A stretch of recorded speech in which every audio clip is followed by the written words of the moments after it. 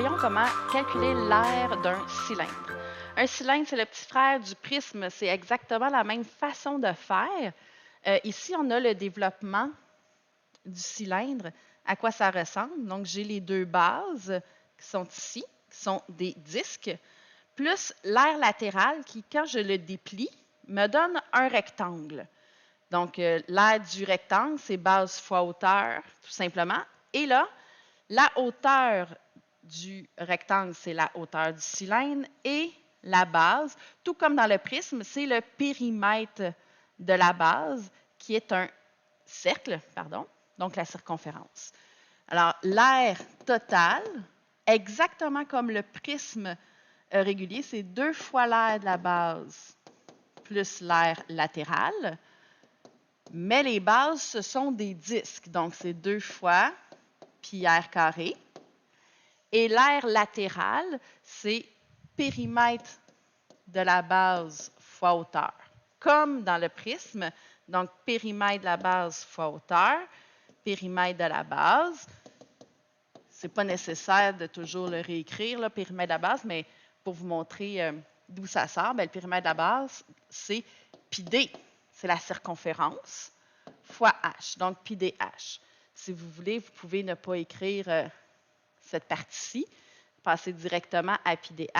Donc, c'est la circonférence fois la hauteur. Je remplace. 2 fois pi fois le rayon. Donc, ici, on me dit que le rayon est de 6, donc 6 au carré, plus pi fois d, d c'est 2 fois 6, fois h, la hauteur du cylindre est aussi écrite dans l'encadré, donc c'est 9. Et je PEMDAS. Pour l'instant, j'ai un pi, on ne m'a pas donné de valeur, donc je vais le faire exact. Je ne remplacerai pas tout de suite au besoin. Alors, je PEMDAS, je n'ai pas de parenthèse. Ah oui, j'ai une parenthèse, pardon. 2 pi 6 au carré plus pi fois 12 fois 9.